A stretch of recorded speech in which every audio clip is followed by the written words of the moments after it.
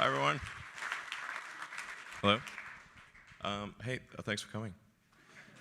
So, yeah, I think we've got a lot of interesting news. I think it's going to be, very, well received. It's been, a hell of a year, but a lot of good things are happening, and I think it's worth going over those things. So, Model 3, last 4 quarters is actually outselling all competitors combined in the US. So all of them.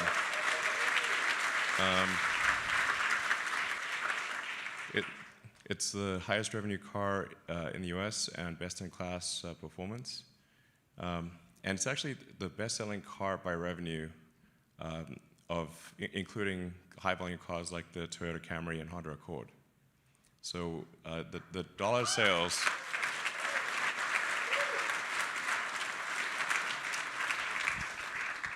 Yeah, I think most people aren't aware of this, but we're about the 4th best-selling by numbers, but the highest selling by revenue over the past year of any car in the U.S. So that's remarkable that an electric vehicle is the best-selling, the highest revenue car in the country. I think 10 years ago, nobody would have believed it. And thanks to the hard work of the Tesla team, this is a result. It's great.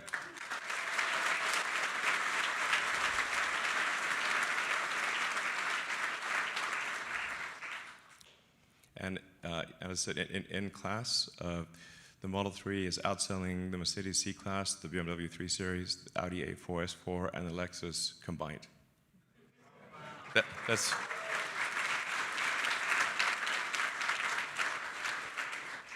That's in units. The difference is higher in dollars.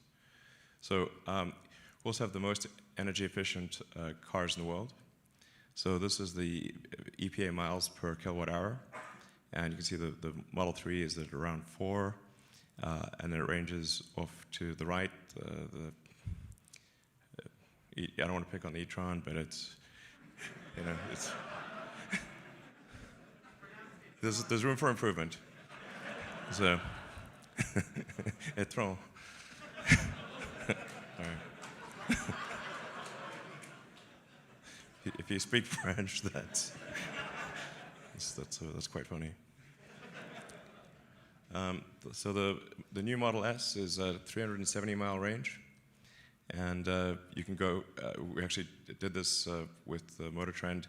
They drove nonstop from the Bay Area to LA. So it was, admittedly, that was downhill, sort of. Not really. It feels downhill, but it's not. But on a single charge, to go from the Bay Area to LA is pretty wild for any car, and especially a full-size sedan. And then the new Model X range is 325 miles, despite it being a large SUV. It's worth noting that no electric car has exceeded the range of the first Model S that we came out with in 2012.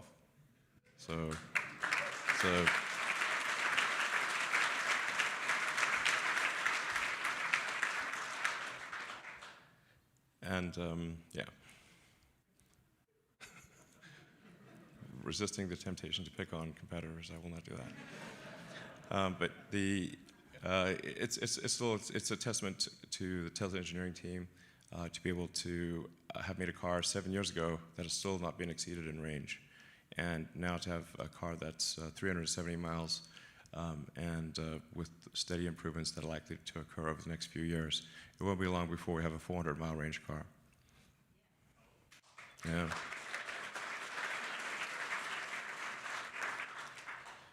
So we get this question a lot, and it's, I want to be clear, there is not a demand problem. Okay. It's absolutely not.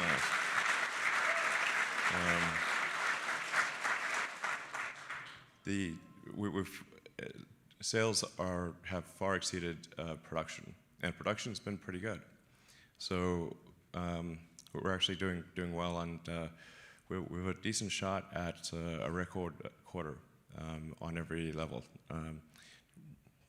If not, it's going to be very close, but we've got a shot at a record quarter. And 90% of orders are coming from non-reservation holders, so these are our new customers. Model 3 market potential, when we see trade-ins, 63% of the trade-ins are non-premium cars, which means people are trading up to buy to a Model 3.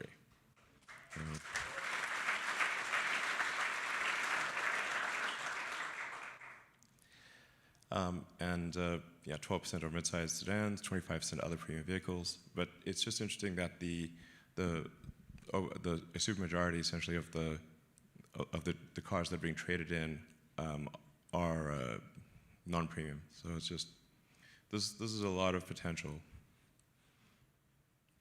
And when people look at total cost of ownership, the actual total cost of ownership, because electricity is so much cheaper than gasoline, and the maintenance costs are much less. You don't need an oil change or filter change. You basically never need to change the brake pads because of regenerative braking. The actual operating costs of an electric car are much less than a gasoline car. And so it takes a while to educate people on this, because the easiest thing to look at is just the lease price or the purchase price. But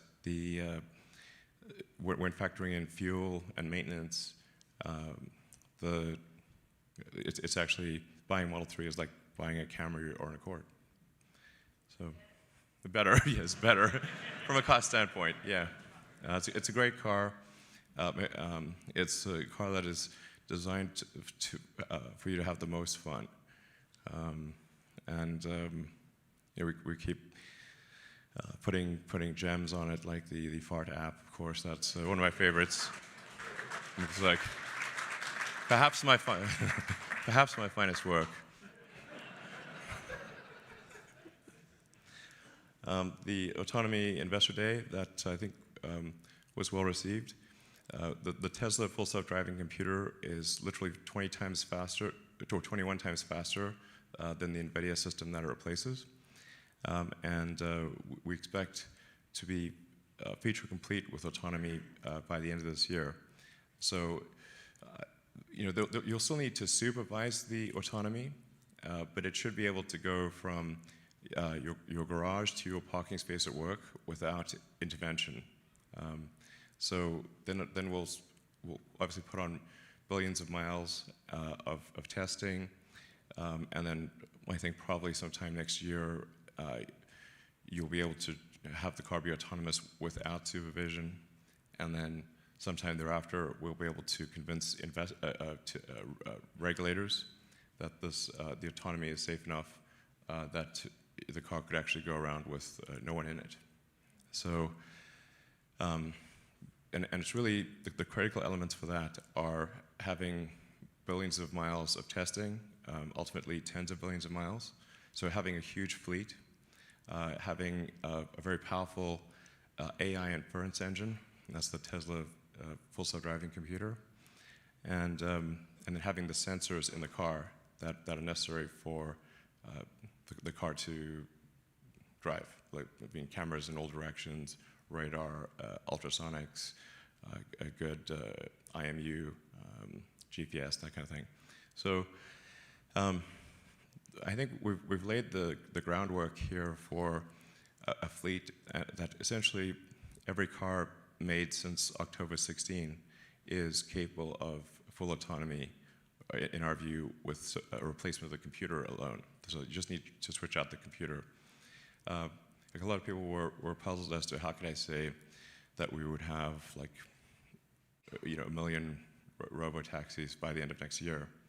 And it's if you sum up the vehicles made since October 16 and essentially switch out the computers for the ones that were made after the full self-driving computer a few months ago, we will have 1 million cars that are capable of self-driving. We'll still need regulatory approval, but the capability will be there. And this massively increases the value of the car. So, in fact, I think it's basically financially insane to buy anything except an electric car that is upgradable to autonomy. It's just nuts. You can see one country after another is putting dates on banning gasoline and diesel cars, and the environmental pressure to move away from fossil fuels is getting stronger and stronger. So it's just basically mad to buy a fossil fuel powered car at this point, because its long-term resale value will be less and less. And then it's also important to buy a car that is upgradable at least to full self-driving, because a car that cannot do self-driving will also be worth not very much. You know, I've made this comment before, but like essentially,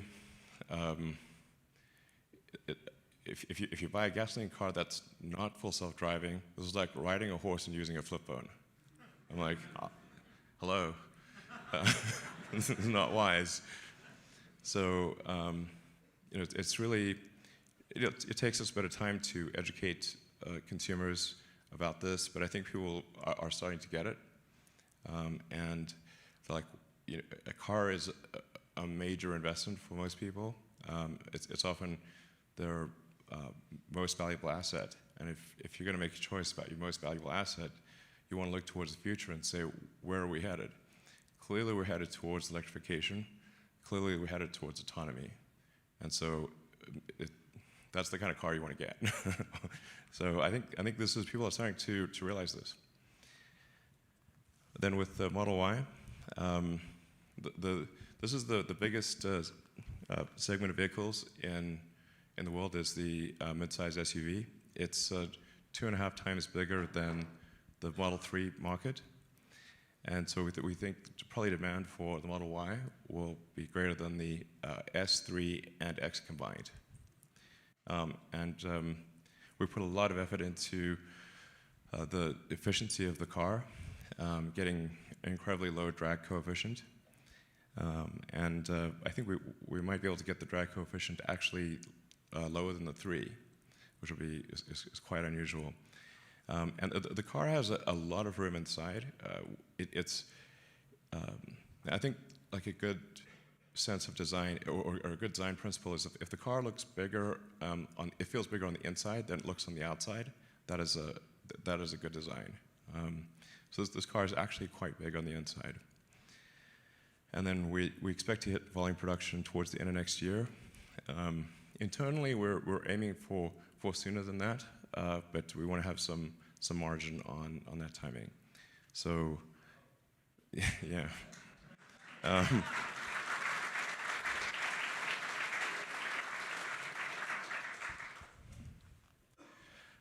I still find it crazy that we have this Gigafactory. That used to be just rocks, you know, rocks and bushes. I remember it was JV and Drew. Hey guys, actually, you guys want to come up and join for a sec? Yeah.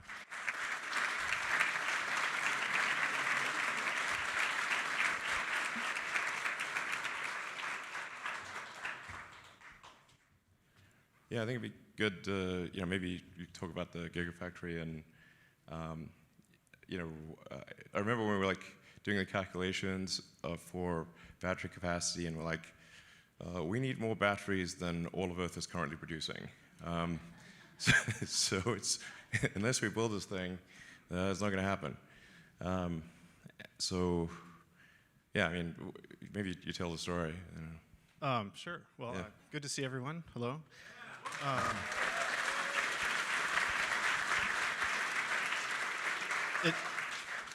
It was a pretty crazy story, and Elon and I were just talking about it recently, and it's sort of amazing how some really simple kind of napkin math could lead to such a kind of outrageous, you know, result. I mean, as you just said, you know, we basically did the quick math and looked at, okay, we're going to build, you know, so many 100,000 cars per year and this many kilowatt hours per car, you know, therefore, you know, 35 gigawatt hours of cells per year. Well, that's a huge number, and it was actually more than the entire world was producing for all applications, cell phones, computers, cars, everything, just a few years before that.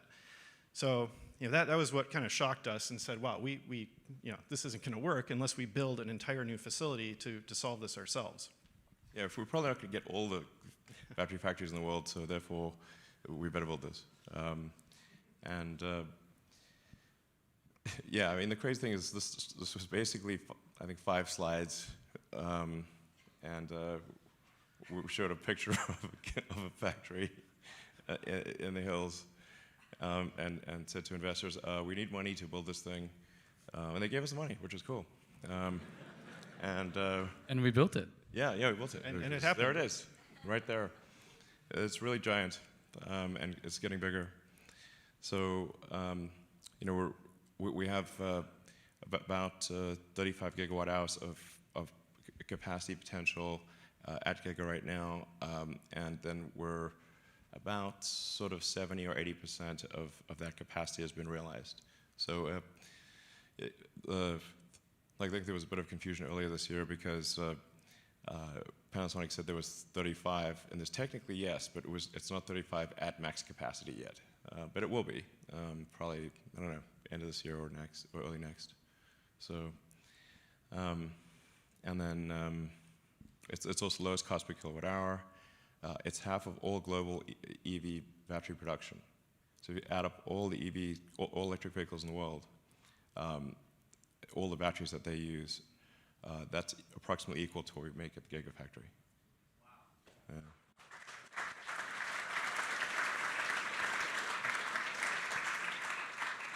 And maybe just a quick shout out to the whole team out there and the team that's made that happen. I mean, it's been such an epic project. I mean, as you said, starting with dirt, literally dirt in the desert, to now the biggest battery factory in the world, and it took thousands and thousands of people to do it. Kevin had a huge part in that, sitting there. So yeah, it's pretty amazing watching that happen, and I feel super proud to be part of that team. Yeah. It was a... yeah.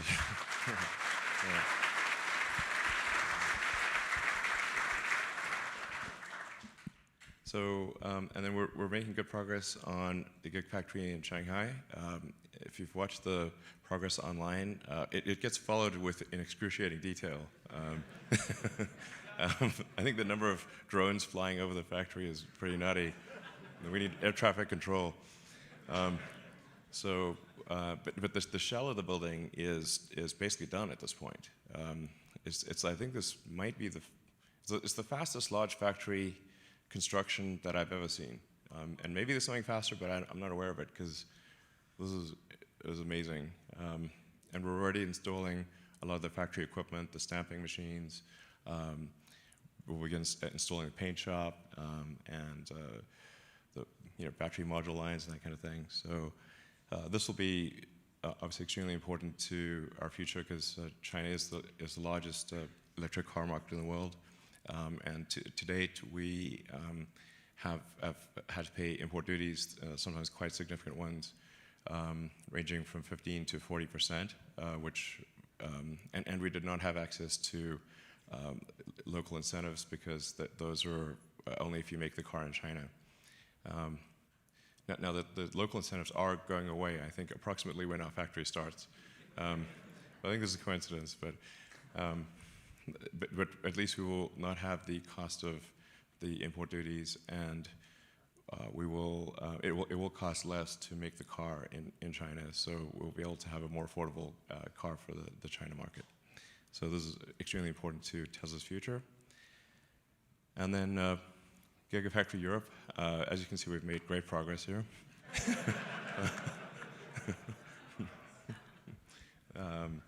We just put this picture in like literally 5 minutes ago. This is deep planning here. This is not the actual place that it will be. This is a generic picture of Europe. People are going to try and reverse engineer exactly where that picture is. I'm sure people could figure it out. Beautiful scene. Yeah, lovely. Factory there. I think it may be near Hamburg or something. But we're still looking at what the right place is to put GIGAFACTOry Europe. Hopefully we'll make that decision towards the end of this year. And and it obviously makes sense to have a car factory at least on each continent. This is a wise move. We'll continue to expand, I think, our activity in the US, but having to not pay tariffs and have a really long delivery chain and high transport costs will make the cars a lot more affordable to people in Europe and in China. So yeah, we're looking forward to making a decision on this, hopefully towards the end of this year. And then Tesla Energy, we're looking at probably at least doubling energy storage growth for Powerwall and Powerpack compared to 2018. Internally, we have a bigger goal than that, but I think we can at least double it.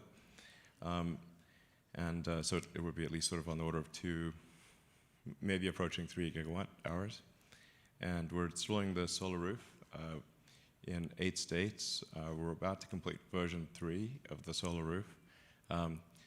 So this is actually quite a hard technology problem to have an integrated solar panel or solar cell with a roof tile and have it look good and last for 30 years. Like roofs have to last a long time. So it is the amount of testing that one has to do and do accelerated life testing to say how can we predict how this will perform if we just spend 6 months of testing and project that out to 30 years. So it's quite a hard problem, and then making it easy to install, getting the costs low. But I'm really excited about version 3 of Solar Roof, and I don't really overconfident on this, but I think that we have a shot at being equal to a comp shingle roof plus someone's utility costs, or being maybe lower than that. So that's like one of the cheapest roofs available. So you can have potentially a great roof with better economics than a normal, fairly cheap roof and your utility bill. So if you can have like basically a better product at a lower price, that is obviously will take off like crazy. So. But it is a hard problem to solve. Like many other companies have tried to solve this problem and they have not succeeded. But I think I'm feeling pretty good about this. You guys want to say anything about that? I would just say that the team is super motivated by that goal, and yeah. we think we can achieve it, and we are laser focused on achieving it. Yeah, actually, I've had a number of meetings with Drew. We're like, bang the table, damn it, we've got to achieve this. It can be done. It can be done. Intention, intelligence, and invention. Yeah. Make it happen.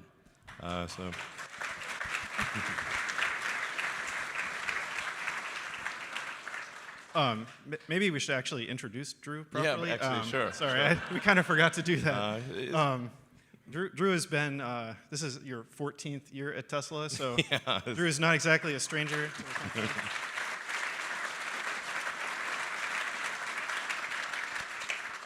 So Drew joined my team when it was a tiny team. There were like 5 or 10 of us or something. A couple years after the company got started, and he's been kind of my right-hand person, involved in almost every key initiative that I've done at the company through that whole tenure. And I think you're super amazing. I agree. So I do think you guys should see more of Drew, and you've been involved in a lot of stuff and are still leading a lot of key initiatives for us. So anyway, introduction to Drew. Thank you, JB. Super glad to be here, talk about a lot of our core technology areas that we've been focused on over the years, and just thanks for introducing me, JB. Yeah. You're welcome. Yeah.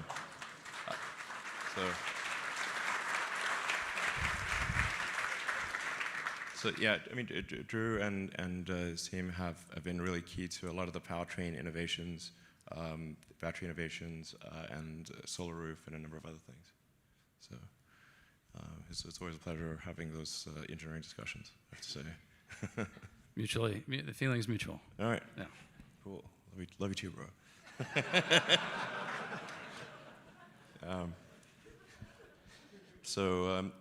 We got the version 3 supercharger. It was actually like the scope of technology that is advancing at Tesla is really massive on many fronts. So as I mentioned, we've got version 3 of the solar roof coming out soon. We've got version 3 of the supercharger that's being deployed around the world.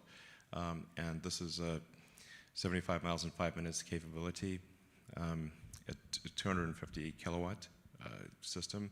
I'm sure a lot of you have used the superchargers before, and they've typically been anywhere from 75 kilowatts to, if you've used one recently, you might have gone up to 140 kilowatts.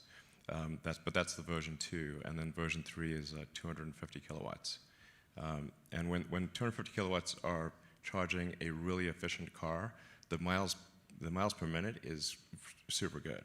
And in fact, I think there was recently a test where I'm not sure who it was, but tested like what car could charge the most number of miles in half an hour. It was the Model 3. So yeah. So.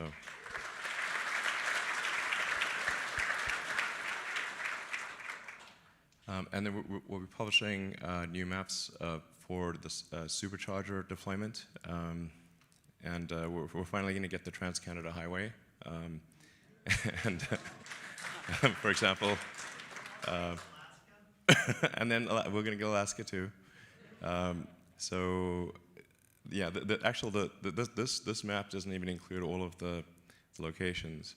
But really, like the two critical factors we've found for sales in any given region, and they're really obvious actually, are is there a service center within reasonable distance, and are there superchargers on all the routes that you'd like to take?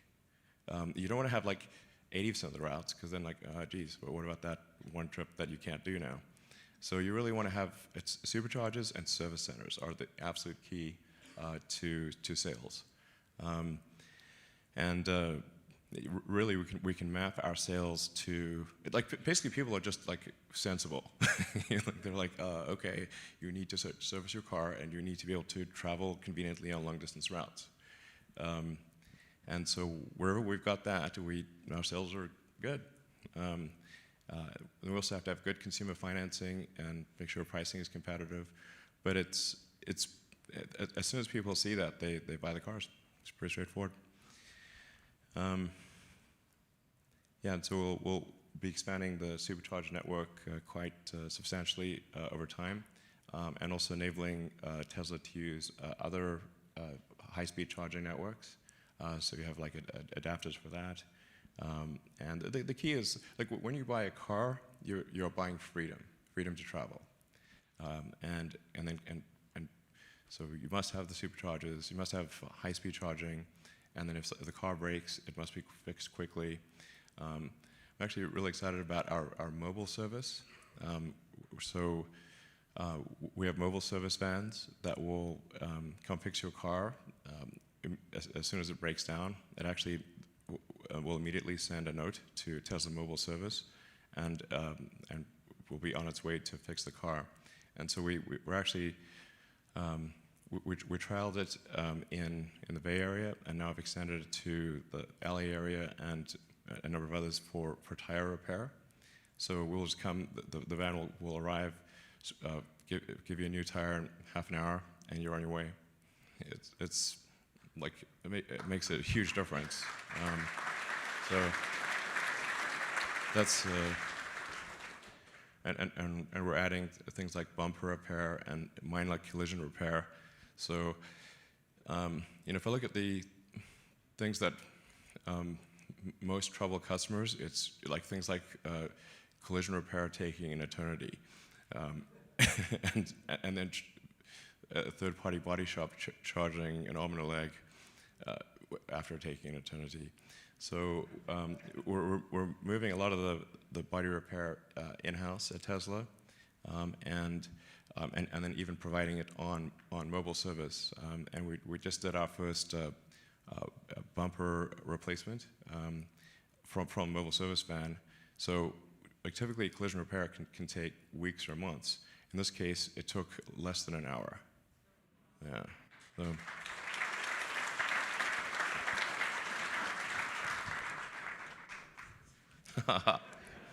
That's right, Cyberpunk truck. Yeah. So obviously got I think the product roadmap for Tesla is incredibly exciting. And with obviously Model Y coming fairly soon, about a year or so, and then the pickup truck, which we hope to unveil hopefully this summer. We spent a lot of time on designing the pickup truck, so it's. I think it's going to be great, I think it's the coolest car I've ever seen. To be frank, I think not everyone may share that opinion, but worst case scenario, we'll build a normal looking truck. No problem. We know what those look like. So this is something that'll, if you're driving it down a road, just look like it came out of a sci-fi movie. So it'll be really cool, I think. And then the Semi, which we look forward to getting into production, hopefully towards the end of next year. A lot of this also is dependent on our ability to manufacture a lot of cells and make a lot of battery packs. So there's not much point in adding product complexity if we don't have enough batteries. then it's complexity but without gain. So we're matching the product rollout according to the scaling of battery production. That's really the main limiting factor. And then as we scale battery production to very high levels, we actually have to look further down the supply chain, we might get into the mining business. I don't know, maybe a little bit at least. So we'll do whatever we have to ensure that we can scale at the fastest rate possible. So to this point, we are going to have a battery and powertrain investor day that hopefully this summer, before the end of the year for sure, because I think this is a big deal. I mean, I think if I were an outside investor, I would really focus on two things. What is the timeline to full self-driving, and what is your plan to scale battery production and get the cost per kilowatt hour lower? Those are basically battery cells and full self-driving. Those are the two strategic things that are of most importance.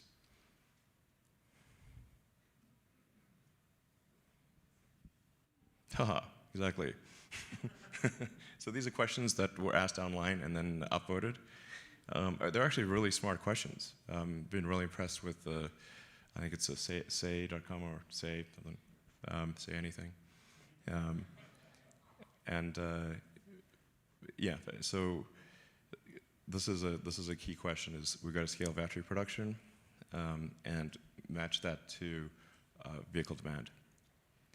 Do you guys want to say anything about that, or we don't let the cat out of the bag too much, but still in the bag. I mean, I think it's right on. I mean, those are exactly the right problems that we need to solve to scale, and they have been for some time, but it's more obvious now than I think it ever was that we need a large-scale solution to cell production. Yes, and get the cost per kilowatt hour lower and energy density higher. Yeah, and we're not sitting. Yeah, we're not sitting idly by. We're taking all the moves required to be masters of our own destiny here, technologically and otherwise. And I think, through all the experience we've developed with partners and otherwise, we have solutions in place. Yeah. Good question.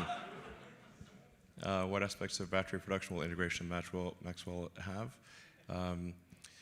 We think this is really quite strategic, but we'll leave the details of this to kind of the battery and powertrain investor day. There's some very important technologies there that I think will have a big effect on the cost and scaling of cell production, both reducing the cost and reducing the capital required to scale cell production. Everyone, yeah. You want to add to it? No, right on. Okay. Absolutely. Yeah. I'm sometimes a little optimistic about timeframes. It's time you knew. It's time you knew. Yeah, optimism. I mean, would I be doing this if I wasn't optimistic? Jeez.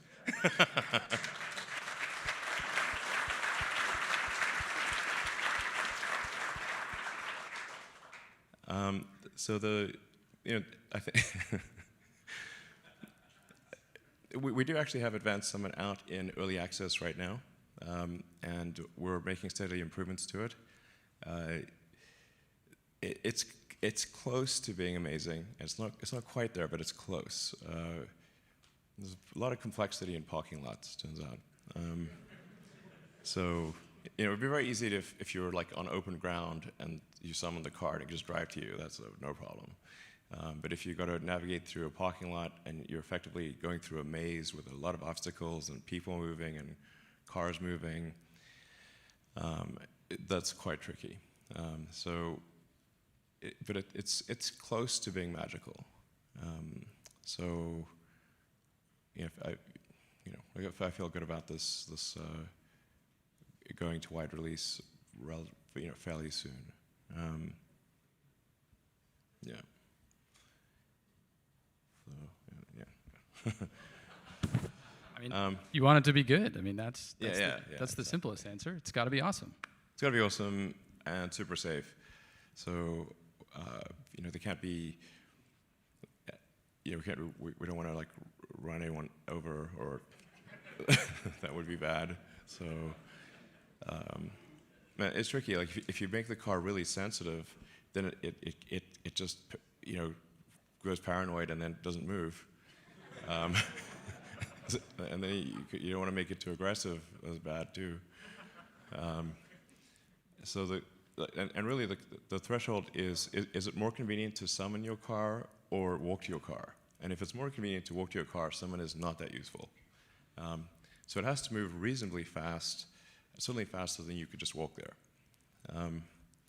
Then status of Tesla insurance, we're pretty close to being able to release that. We have a small acquisition that we need to complete, and a bit of software to write, but it won't be long before we release that. Yes, pickup truck event probably sometime towards the end of summer would be my guess. We're trying to create something here that is really new and not just derivative of all the other vehicles on the road. That when we try to create something new, and it's not just basically a copy of the form factor of everything else, but you still want it to be great. It's very hard. This is a very hard thing. And our goal here is to have something that's more functional than an F-150, which is a great truck, and top-selling vehicle in the U.S.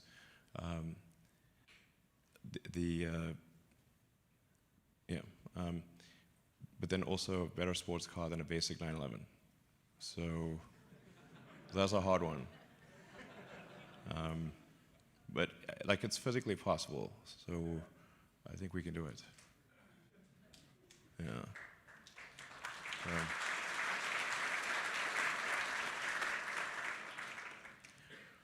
Do you think Tesla could rely on SpaceX's Starlink?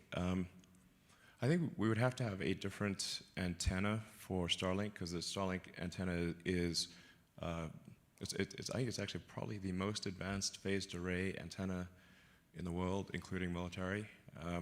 But it's about the size of a medium pizza. So it would be fine for trucks and RVs and airplanes, and any kind of like a house or a business or something like that. But it would look a little odd on the roof of a sedan. So I think, but we could make a smaller antenna and maybe use it. But I think most likely we would continue to rely on the cellular networks. The value of Starlink, the main value of Starlink, is providing low latency, high bandwidth access to sparse and moderately sparse like relatively low density areas. So be like basically rural or semi-rural areas, places that don't have connectivity right now. So I think it's like quite a great system, but it's probably able to serve like 3 to 5% of people in the world. Now that's a lot of people because of all the people in the world, but it's actually not ideal for high density cities. It's really to serve the unserved or poorly served is what Starlink's about. So.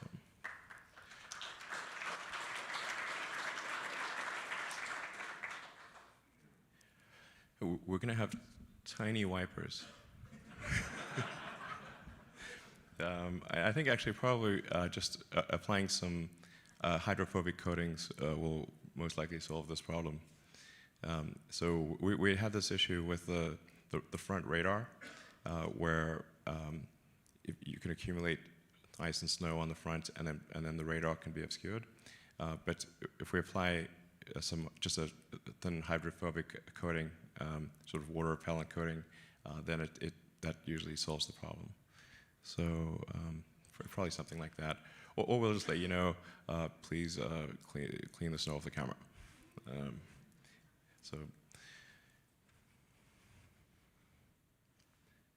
So we feel good about demand. That's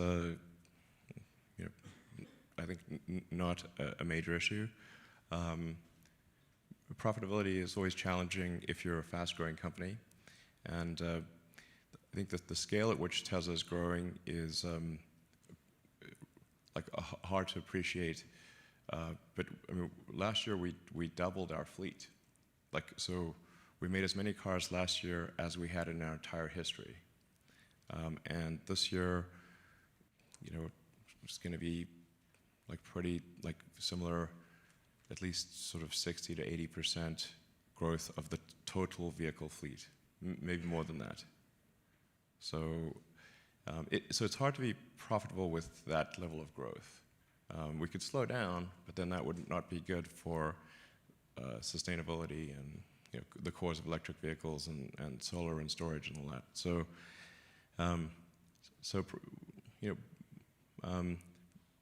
but I think we can be cash flow positive despite having a very high growth rate. So, yeah.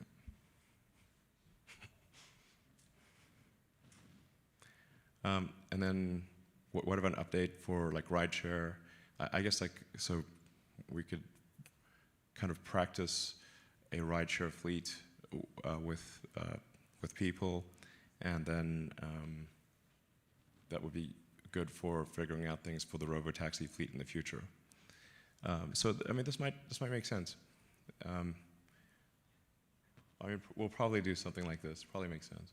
Yeah, sort of a supervised robotaxi.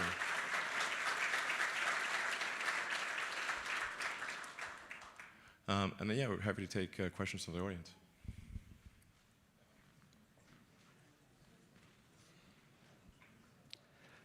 Wow. Okay. Yeah.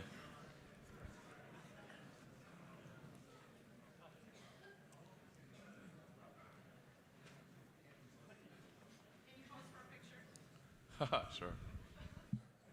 Wait, I didn't get it. Do it again. All right. Yeah. So, let's start. So which side we're starting with, but I don't know, the right side. Sure. Thanks for taking my question. My name is Brian Campbell. I've been a shareholder of Tesla for a couple of years now. I try to buy more shares as often as I can afford to. I really believe in this company, its product, its mission, its leadership. I feel privileged to be able to cast my lot in with you. And I want to thank you and the whole Tesla team for all of your hard work and dedication. My question pertains to Tesla Energy. I've read several analyses concluding that significant hurdles along the path towards sustainable energy is transmission of electricity over long distances, since renewable energy production and capacity is concentrated in certain regions. Being able to efficiently transmit that electricity to other regions seems to be an important part of the equation. I was hoping that you might share some of your thoughts about this part of the equation, and if it might make sense for Tesla to someday get involved in electricity transmission. Thank you. Yeah, well, I think a big part of the value of solar roof or retrofit solar on the roofs of houses and businesses and whatnot is that so you can have localized power generation. And then if you have a battery storage, that's also very helpful for stabilizing the grid. So you can sort of overproduce energy during the day and then release it at night, and actually use the Powerwalls and power packs as a massive network for grid stabilization and for providing energy, essentially flowing it back into the grid, and that will make a big difference to reducing the need for long-distance power lines. And I think very few people want more long-distance power lines. They're generally not great, don't look great. It's sort of slightly unnerving to drive under them and that kind of thing. So you want localized power generation, and then you don't need to build more substations and long-distance power lines. I think that's the answer. Also, storage is a really great way to improve the utilization of the existing transmission grid. The transmission grid is kind of like the highway system. It's very rarely busy. And so what storage can do is make it busy all the time, so you get a lot more utilization out of the existing infrastructure. Yeah, in fact, like one of the things I think could be pretty interesting is for utilities, and we've done a lot of large-scale utility battery installations, most notably the one in South Australia, which has significantly outperformed their expectations. And we're going to be doing a number of other projects in Australia and around the world, and we've done some very big projects in California. So I think energy storage, as Drew was pointing out, is actually extremely important. And you could actually probably locally put power packs in the substation. People know what a substation is, sort of like where the high power lines come in, and then it gets dropped from, like, say, 11,000 volts to 400 volts or 500 volts, and then it gets distributed to a community. So if you see a bunch of weird-looking electrical equipment with high power lines coming into it, that's called a substation. But you could, in that same footprint, fit a number of power packs. And then to Drew's point, when power usage is low, such as like at night it drops considerably, then you could charge up the power packs and then discharge them during the day. And then you wouldn't need to build extra substations and power lines, which are very disruptive to communities. That's exactly what the Southern California Edison project was. It was at a substation doing exactly that. So it's a good existence proof. Yeah. Tony Mazzapelli, shareholder. China is a place where there's a lot of car action right now. There's a lot of volume over there, a lot of growth markets, and they have 60% of the EVs. So I want to ask you about the GIGA3 project and its goal. The building that you're building is a Fremont scale operation, maybe a little bit bigger, and last year you said it was 500,000 units per year target. That seems a little bit low to me because Okay. Sure. I think it probably for a country like China, and that would give us like 29% if the other players, providers, product sellers stay still, which they won't. Also, if we're at volume, going to higher volume, we learn more, get the costs down. That's a good thing. Also, we connect up with the supply chain, which is very powerful over there. Advanced car electronics, batteries, Panasonic, Catel, Samsung, LG, people like that. On the demand side, with no import fees, our cars compare very well to all the other products. Yes. And the Chinese, like Tesla, style, luxury, quality, range. So, and plus they need help getting rid of smog in their cities. So, and maybe we could even export from that factory to other Asian factories. So why was the target set at 500? Do you think in China we are being aggressive enough? Oh man, have you seen how fast that China factory's been built? Yes. I mean, I've never 2 seen months anything. or less. I've never seen anything built so fast in my life. It is pretty epic. Oh, Why not 2? yeah. Okay. So, okay. We can't spend money too fast. You know, we'll run out of it. So, there's like, we're. I mean, I think like long term, that factory will probably do more than 500,000. So there's sort of like an interim goal. Maybe it does 1 million or more long term. But then probably we should look at maybe having, like China is pretty big geographically. And so it may make sense to have factories in other parts of China in order to reduce logistics costs. You know, a very big impact on the capital efficiency of any company is the time from when you receive raw materials to you building the product and then getting the product to the end customer. And so if you can compress that time to where ideally, in the ideal circumstance, you receive the payment for the car before you have to pay for all of the ingredients of the car, then the faster you grow, the more capital you have. So it is very important to localize the product production and have the supply chain be close by and for everything to move really fast. Because then you can actually scale, and the faster you scale, the more cash you have. Whereas the counterpoint is if you have to pay for all of the ingredients long before you get paid for the car, which is currently true for cars that are outside the US, because we have to put them on a boat, go through customs, then transport them within Europe and China. So, our non-US production is challenging from a cash flow standpoint, because we have to pay for everything long before we get paid for the car. And so a big advantage of the local production in China and Europe will be solving for that cash flow gap. Daniel, Andy, I'm in the public real estate investment industry.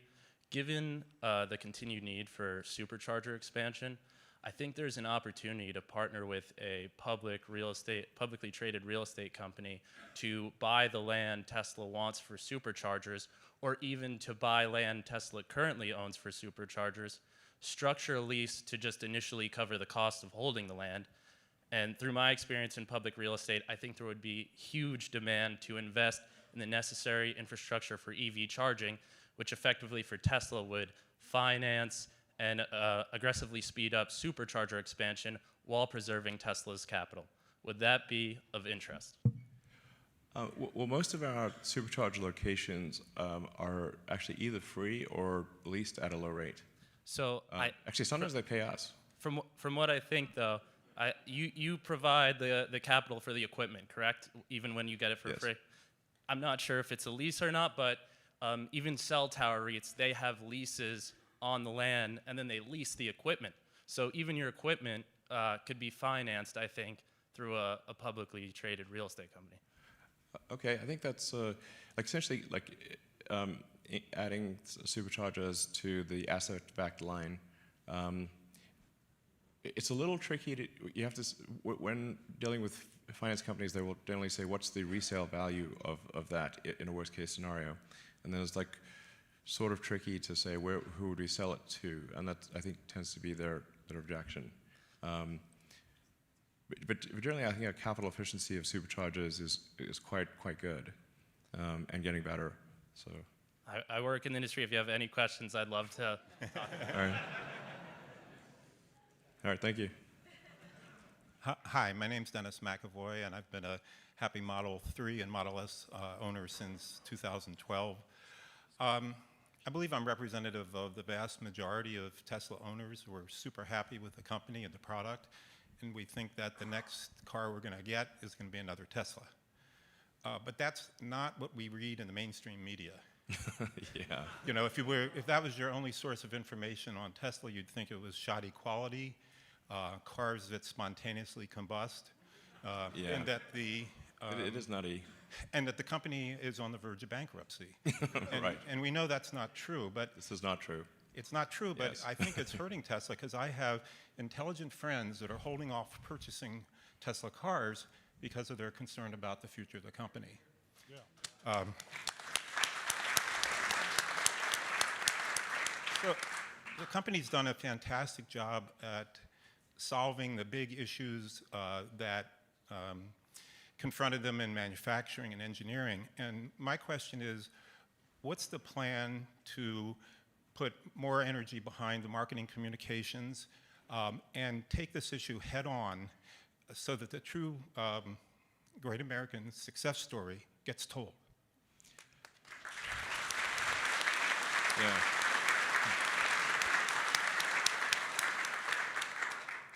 No, it's true what you say. It's very distressing. Makes me sad. But I'm not sure what. Yeah. I don't know what to do about it. We do provide a rebuttal, but that is then typically buried at like 7 paragraphs down, and if it's there at all. But some of these things are just incredibly crazy. It's at least 10 times more likely for a gasoline car or a combustion engine car. It's in the name. I mean, come on. It has highly flammable fluid. It's designed to burn. There's about 200,000 gasoline car fires per year in the U.S. alone.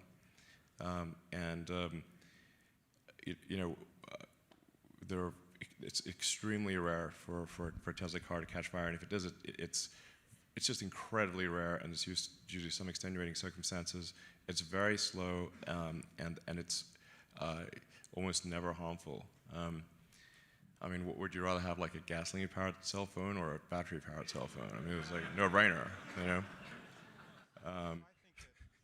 So. Were to put the same kind of energy towards solving this problem that you put towards solving the battery module production problem, you could do it. You could change the narrative.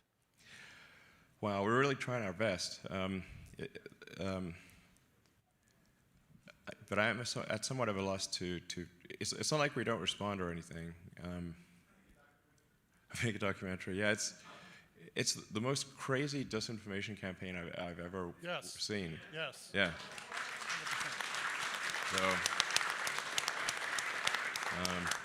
I'll just say I appreciate your optimism and your passion for the company, and I think that is probably the best asset that all of you bring to the table. And if you can share that with everybody you know and give them the personal experience that you've had in whatever way that you can, that's really our best defense.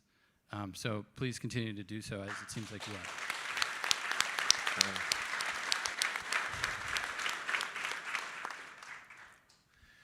Yeah, I think like safety, especially. I mean, it is paramount for us. Is like the absolute primary thing is to maximize the safety of the car. So it's like, and this bears out in the statistics. So it's really hard to have a serious injury in a Tesla. Like it's quite rare. When you do look at objective numbers like the NHTSA probability of injury, which is on the internet, the Teslas have the lowest probability of injury of any car I've tested.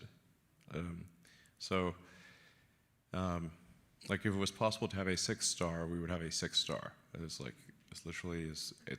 absurdly safe. Yeah, there's just a lot of forces that are kind of arrayed against Tesla. There's a lot of forces. So.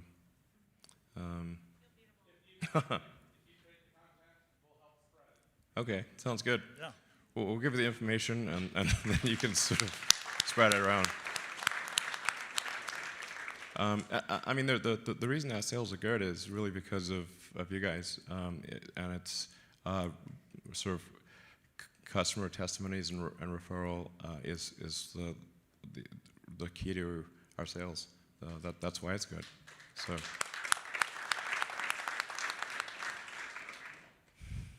So yeah.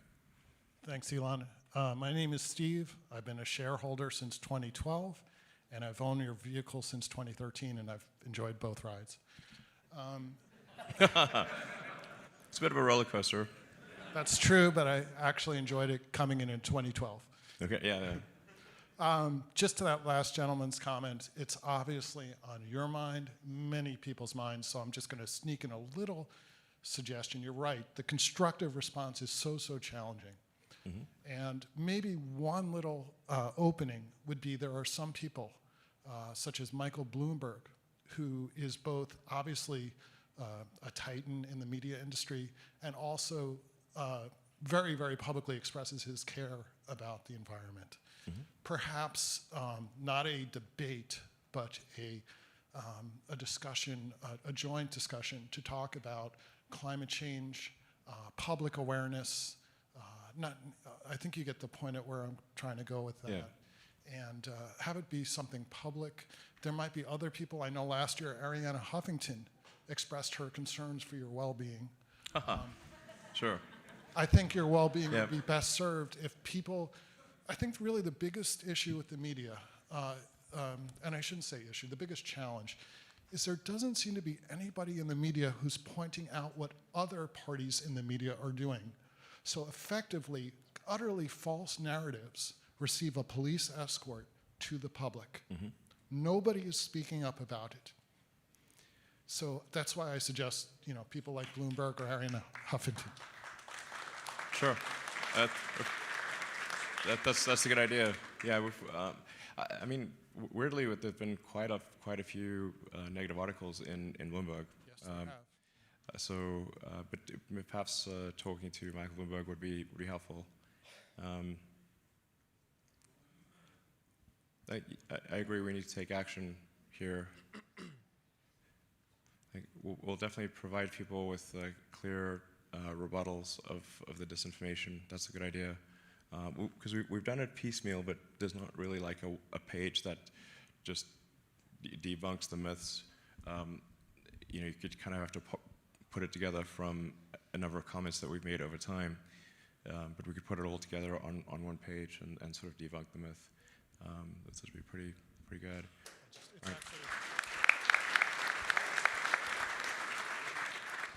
Hello, Elon. I'm John from Irvine, and with seeing the Model 3 being so successful and the solar facet of your business coming up, I was wondering where you see Tesla is on their mission to accelerate the advent of sustainable transport and what hindrances or facilitators you see in the future in that mission. Well, I think we've really helped convince the auto industry to move towards electrification. When we first started out, it's sort of like the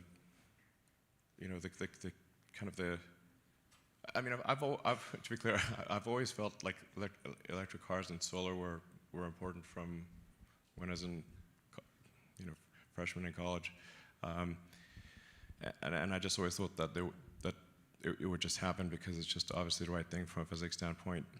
But this is not guaranteed, and it's actually, sort of I kind of trace Tesla back to 2003 with JV and I having lunch in El Segundo.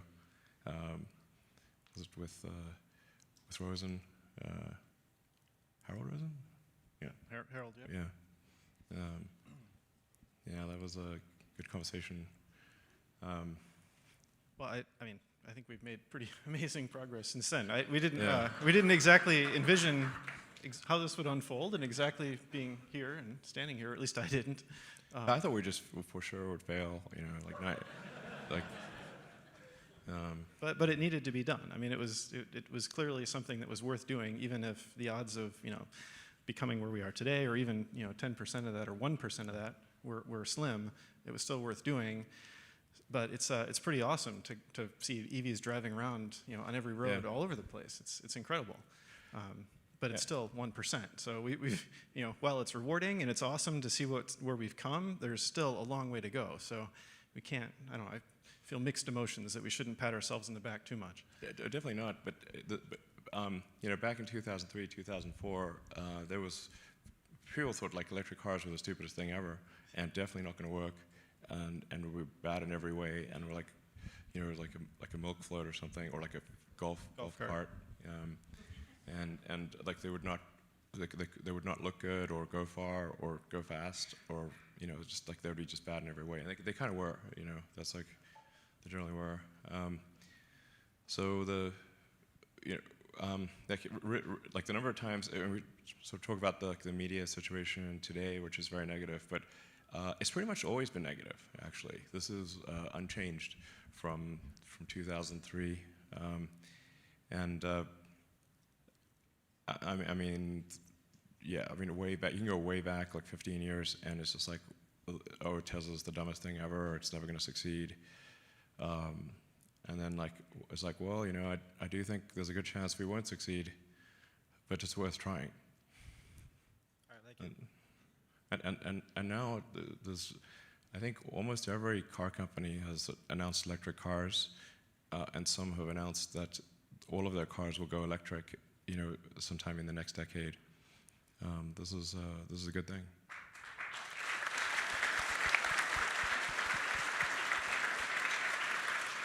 And on the energy side, to complete the picture, I guess I would just briefly say, 100% renewable grids were in a similar situation, I would say, in 2003, and now both Tesla and a number of other, partners in this effort are succeeding in taking entire islands, parts of nations, 100% renewable, and that shows the growth on that other key aspect of the mission, and that's been personally very rewarding, and I know for JB as well, because in 2003, he was the TA of a class I was in, talking all about that.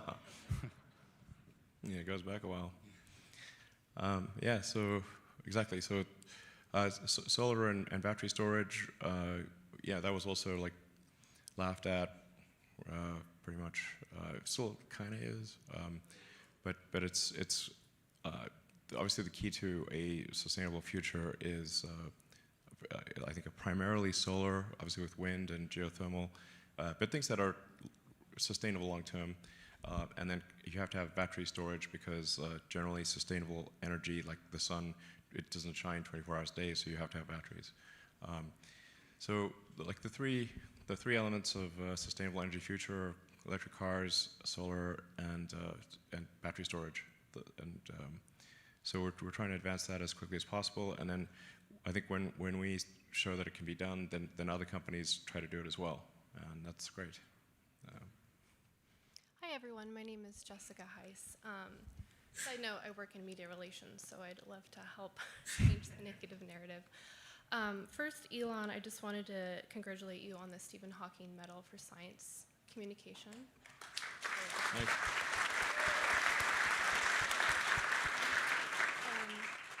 My question for you is, as a horse owner, I'm wondering what the towing capacity for the truck. Sure. I didn't mean to insult horses earlier, by the way. No, it's fine. Horses are cool.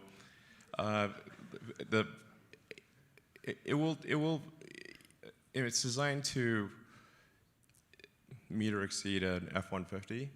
So if an F-150 can tow it, then the Tesla pickup truck should be able to do it. Thank you. Thank you. So Elon, we're at about 90 minutes. Do you want to take one more question from each side? Yeah, we can do a few more questions. Okay. That's fine. Hi, Elon. My name is Caleb Elston. I recently got my Model 3, and I'm happy it has hardware 3 in it. So I watched the Investor Day for Autonomy, and you talked a lot about the FSD chip, the neural network, but you didn't talk much about the gap between Navigate on Autopilot today to the end of 2019. I was wondering if you could geek out a little bit on where we're going to go from now till December, January, February, feature-wise. Is that already running in your cars, like the demo, and we're going to cherry pick it? Or what gives you the confidence that feature complete, not hands-off, but feature complete is possible? And what can you excite us a little bit about what that's going to be like? Thank you.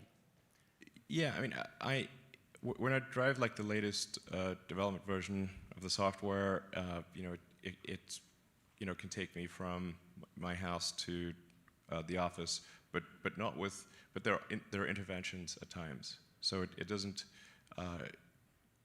perfectly deal with every intersection, or every turn, I think it's possible to, like, one could obviously just game the system and just make it perfect for a particular route, but then that's just going to work on that route, and then if that route changes or there's construction, then it won't work. So it's very hard to come up with a general solution. So when one reads about these other self-driving car companies, the issue is that they have very specific solutions, but they're brittle. They rely on very high resolution maps, a lot of LiDARs, high precision, like really expensive GPS and inertial measurement, but even then it's just not a general solution. And if they go off the route that they're used to, they don't work. So so when we release something, we're releasing it to 500,000 cars, and all over the world, and so it has to be a general solution. So then our progress may appear slower than it actually is, relative to others that are developing self-driving technology. But in fact, I think it is quite a lot more advanced, because any element that we release is a general solution. There's also like a plateau that you will reach taking the alternative approach that just having experienced with the team a lot of the work ahead of the investor day, like the trajectory is crazy, especially with the advanced compute capability that we have. So that's my personal comment on it, I guess. Yeah. And we learn a lot of, in terms of like what should we train the neural net to do. And then once we discover, okay, we need to train it to, we need a net that's going to like really effectively recognize curves, for example. And previously we trained the net on free space. So it's like, now free space is just anything you can drive on that's not going to destroy the car. But this is not comfortable if you're just driving on like dirt, or the car just drives over the grass. And like technically yes, but this is going to be disturbing. So we like road edge and curb are two training nets that we are developing right now to say this is independent of drivable free space. So you want to know what drivable free space is for an emergency. So if you need to go on the shoulder of the road to avoid something, then okay, free space is important. But then you also need to know where does true road space end, because it's undesirable to go past true road space. And then especially for parking lots and tight corners, just recognizing curbs. These like little details, they're very important. Yeah. So, but I mean, I have most of this working in like the development version that's on my car. I have actually 2 dev branches, one for enhanced summon and one for full self-driving, and 2 different cars. But it would not be good to release that to the general public, I think, quite yet. Thank you. All right. Hi Elon, hi JB, Tesla team and Tesla board. Huge fan. Best wishes and lots of love from India. Oh, thank you. Let me guess. You guys have a great team, and you guys are the problem solvers. Thanks for persevering all the way through the financial, intellectual, business problems. And Elon, now you are such a visionary and a leader. Thank you so much. it puts a smile on my face when I hear Gwen Shotwell point out to Mars as it's the fixer-upper of a planet. You have instilled those values into your employees and every fanboy out there. Thank you so much for all that. Okay. And to ask a question, what do you ask this team which has put a roadster up in freaking space, right? So yeah, actually, I'm out of questions on that part. So then I thought to myself, any questions? No. And I've always felt bad for Nikola Tesla, who has been a great inventor of our time. And for a genius that he has been, he was always constrained by funds to run his experiments. And as a result, world lost so much more. Did history repeat itself? I don't know, maybe. But it's up to us not to repeat the same mistakes and fund this Tesla, this time, to make impossible a reality.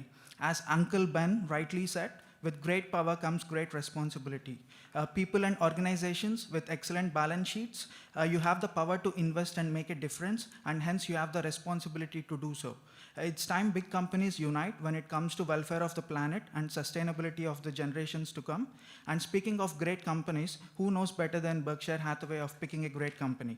As the market paradigm has now shifted from buying profitable companies to buying companies who are innovating and changing the world for the better, I request Berkshire management to consider investing in Tesla for the long term. Why? Because you want insurance, they have it. You want automobiles, they have it. Electrification, they have it. Utility, they have it. Robotaxis, they have it. What do you want? They have it. So, and because there has never been a better opportunity for the world, and there has never been a better buy price for Tesla in 2019 than right now. Lastly, congratulations to all the Tesla shareholders in advance, who sooner or later going to be part owners of this multi-trillion-dollar behemoth. And to Elon and team, thank you so very much from all of us and the future generations who will want to thank you and your team for all the great work you did, you do, and you will do. Cheers. Oh, thanks. Cool. Thank you. Much appreciated.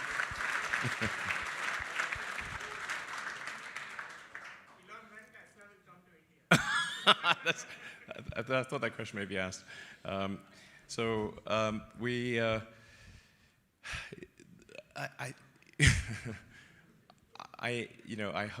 hope soon that there's the regulatory environment or like the rules for importing to India are kind of complicated. We definitely want to come to India.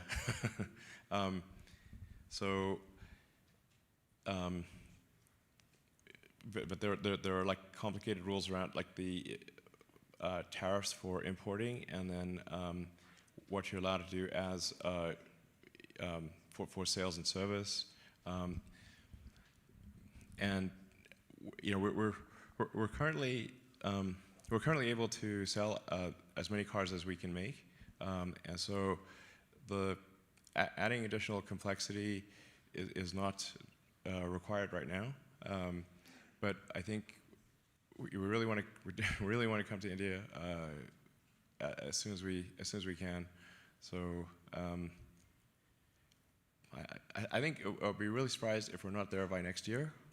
I think that's at least next year. I think, yeah. So, all right.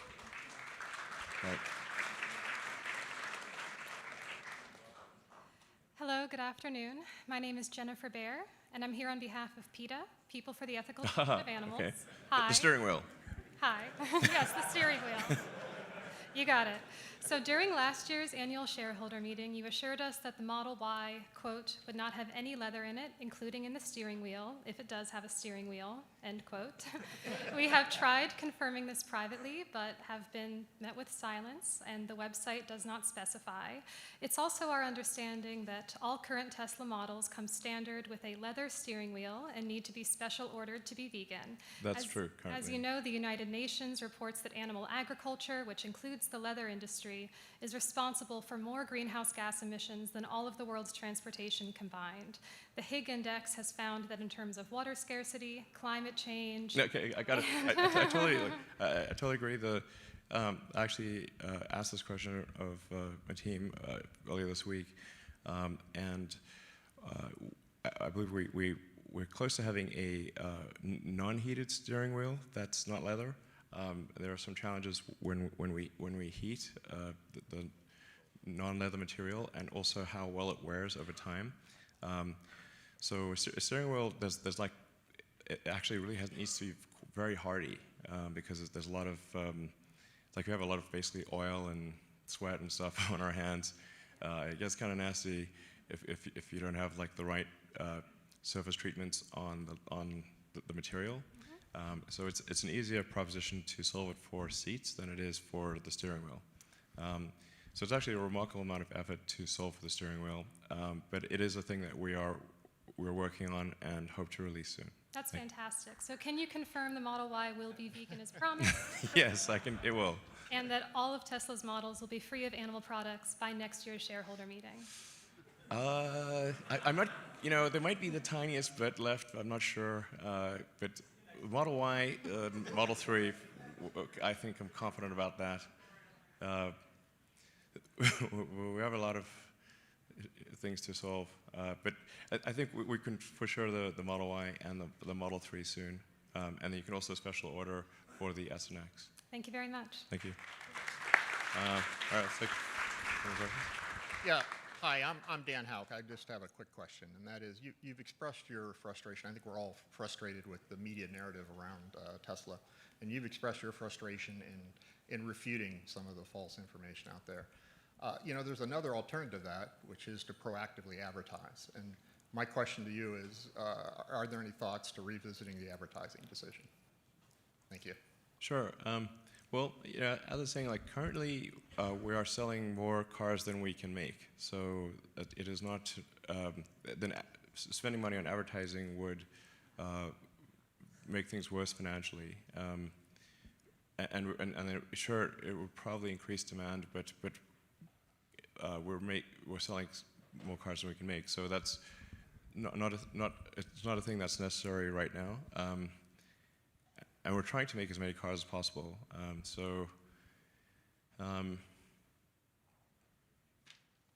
Yeah, and I think like advertising, like generally, like I have not, I've had an aversion to advertising because there's like it's just too much trickery in advertising. There's a lot of false association, where like they'll have like a bad product and then put it in a nice environment with good-looking people and then like trick you into buying it is like common, and then some of the advertising can be quite strident, so it just tends to be sort of bad. So I don't like advertising for that reason. But we could have advertising as information to refute some of these issues. It's tricky though, because if you have an ad that says, "Look, our cars don't catch on fire," this is BS. Then people might think, "Are your cars actually catching on fire? Like, what's what's going on?" Because there's so much trickery in advertising. Like maybe the opposite thing is happening. Well, I wouldn't say that we're against advertising forever, but it hasn't been necessary thus far, yeah, so, yeah. What about a short film or documentary contest? And then the filmmakers, it's on their dime to make this, and it's a contest, a challenge, a film challenge. Sure, that could be cool, absolutely. Yep.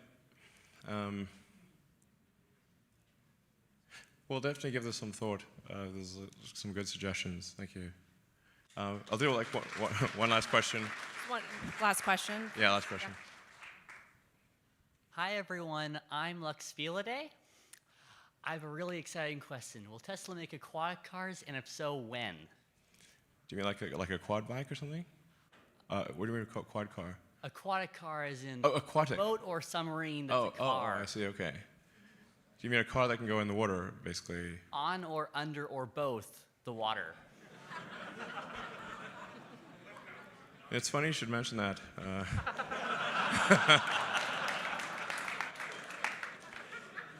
We do actually have a design for a submarine car, like the one from The Spy Who Loved Me, the Lotus that turns into a sub.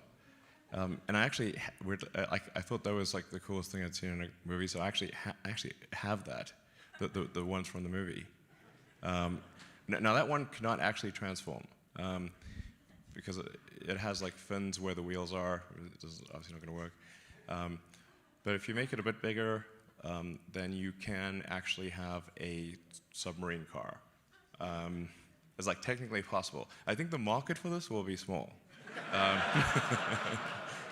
Small but enthusiastic. But we actually do have a design for a submarine car. Well, like that would be great. It'd be difficult. It would be a bit of a distraction, I think. So, but maybe we'll make one as a show car at some point. That'd be really fun. So thank you. Thanks, everyone. All right. Thanks.